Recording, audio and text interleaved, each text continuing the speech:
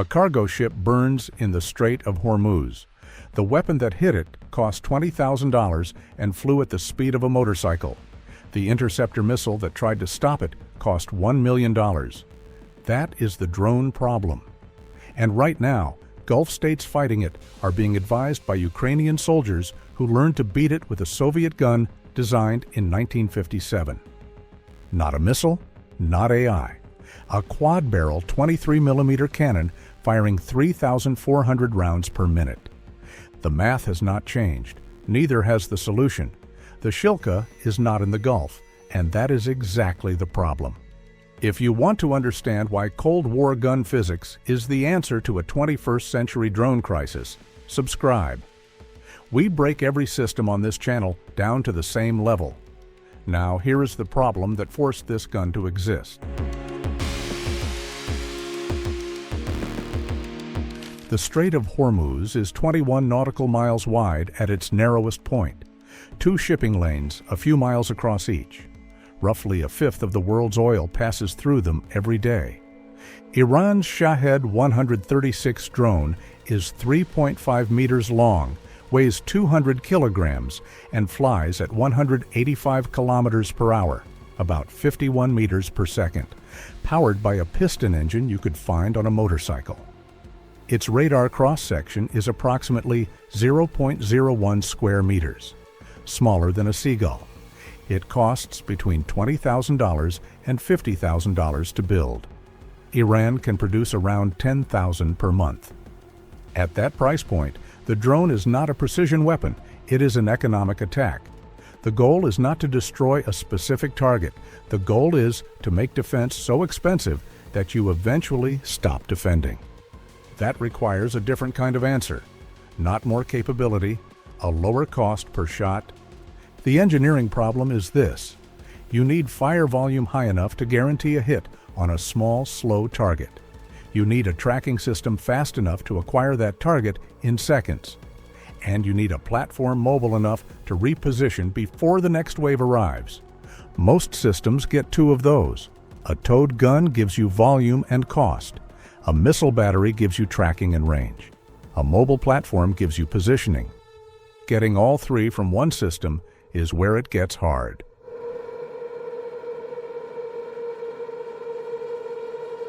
The Patriot interceptor missile costs $1 million per shot. THAAD costs $12 million. Both were designed to kill fast-moving ballistic missiles at altitude. Against a $20,000 drone flying at 185 kilometers per hour, that is not a defense. It is a transfer of wealth. For every dollar Iran spent launching shaheds at the UAE in March 2026, the UAE spent between $20 and $28 shooting them down.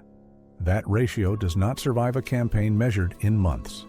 The obvious fix is short-range missile systems. The UAE operates approximately 42 Russian-made Pantsir S-1 systems, purchased specifically for drone-scale threats. They intercepted 93.7% of incoming drones. That sounds like success. What it means is 6.3% penetrated across nearly 1,800 drone attacks. More critically, the Pantsir still fires missiles. Each shot still costs orders of magnitude more than the target it destroys. The math does not close. Both systems share one assumption, that the intercept cost can be absorbed. Against a threat produced at scale for the price of a used car, that assumption breaks fast. Every platform in the existing Gulf inventory was designed to kill expensive threats. The Shahed is cheap by design. You cannot fix that with a more capable interceptor. You fix it with a cheaper shot.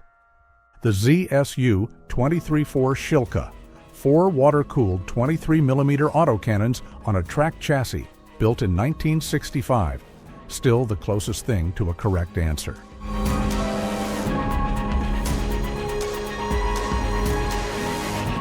The Shilka fires 4 2-7 autocannons simultaneously. Each barrel fires 850 to 1,000 rounds per minute. Combined, 3,400 to 4,000 rounds per minute, roughly 60 rounds per second in the air at once. That rate matters because the Shilka is a direct hit weapon. No proximity fuse. Each 23mm round has to physically contact the target. At 60 rounds per second, the system does not need surgical precision. It needs saturation. The target flies into the pattern. The water cooling system on the 2A7 cannon is what makes that pattern continuous. Most autocannons of this era are air-cooled. Heat builds. After a few hundred rounds, the barrel degrades and accuracy drops. The Shilka routes coolant directly through the barrel jacket. That is not a refinement. It is what separates a burst weapon from a suppression weapon. The distinction matters against a swarm. A burst weapon kills the first drone and overheats before the third. A suppression weapon keeps the corridor closed. The Shilka was designed for the corridor, not the target. The RPK two-tobal radar detects targets at 20 kilometers and locks within 20 to 30 seconds. The fire control computer calculates a new lead angle for every burst, not once per engagement. Against a shahed flying at 51 meters per second, that calculation is simple. The target is barely moving relative to the system's design limits.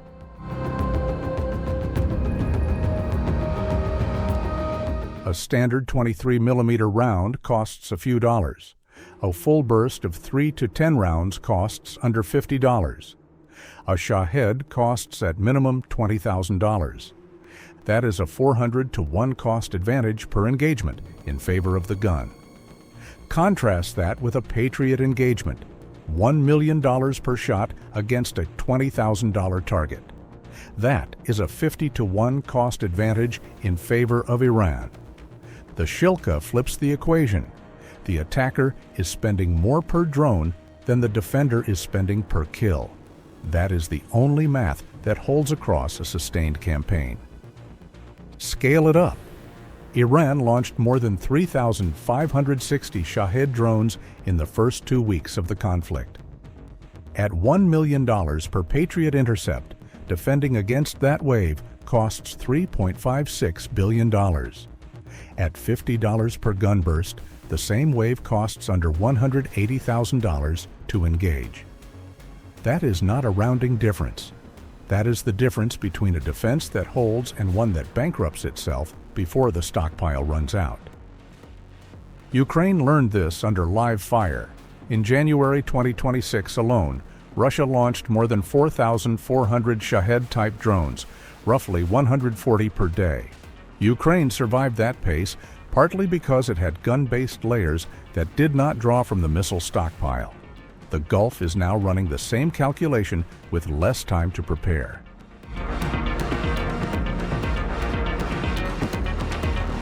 October 1973, the Yom Kippur War.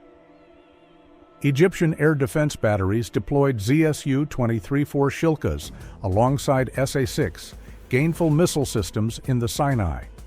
Israeli Air Force pilots flew low to stay below SA-6 radar coverage. They flew directly into the Shilkas. Egyptian ZSU-23-4 units accounted for approximately 30% of all Israeli aircraft losses in that war. The SA-6 and the Shilka were not competing. They were a trap. Missiles pushed aircraft down. Guns killed them when they got there. The tactical logic was not accidental. Soviet doctrine paired the Shilka with the SA-6 specifically because neither system alone was survivable.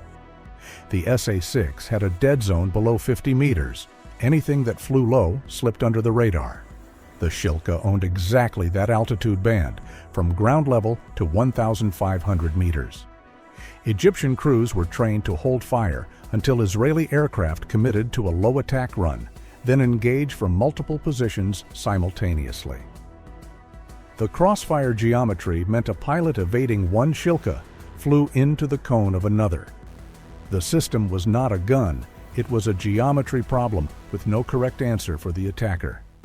That pairing, long-range missiles forcing targets into the short-range gun envelope, is exactly the layered architecture that Ukraine has been teaching Gulf states to rebuild in 2026. The lesson took 53 years to reach the Gulf. It arrived on time.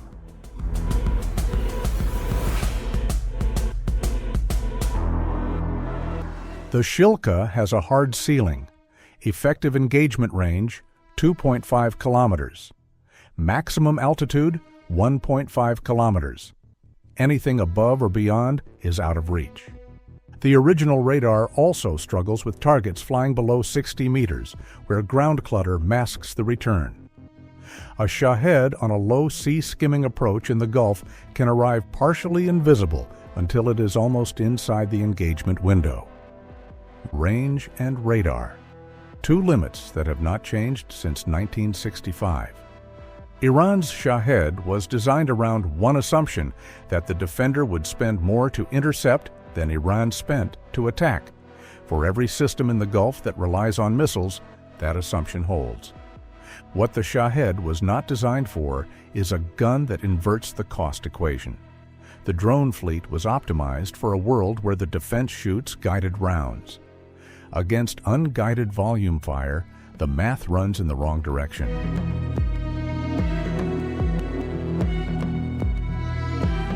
Ukraine deployed more than 200 military specialists to 5 Gulf nations in March 2026, specifically to counter shahed attacks.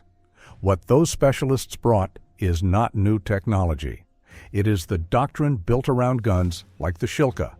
Saturate the approach corridor with volume fire, preserve missile interceptors for ballistic threats. Ukraine absorbed nearly 60,000 Russian-launched shaheds over 4 years. The Shilka is part of why that was survivable. The Gulf is learning the same lesson, with the same systems logic, in real time. The Shilka itself is not at Hormuz. What is, there are the systems that replaced it, all of them more expensive per shot, all of them running the wrong cost equation against a $20,000 drone. The absence of the gun is the argument. The Shilka solves one specific thing: cost-effective close-range saturation against slow, small aerial targets. No current Western system matches it on that constraint at that cost point. The J-PARD comes close, 35mm, radar-guided, modern fire control, and it is now being rushed to Gulf states. But there are not enough of them, and the supply chain is not built for this speed.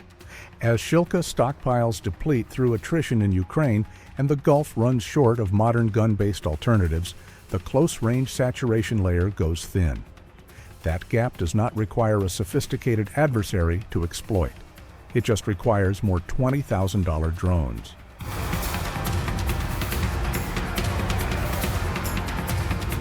The ZSU-23-4 was not a relic kept alive by inertia.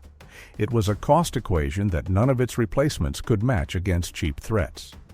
The Hormuz drone problem is a math problem. High-end interceptors make the math worse.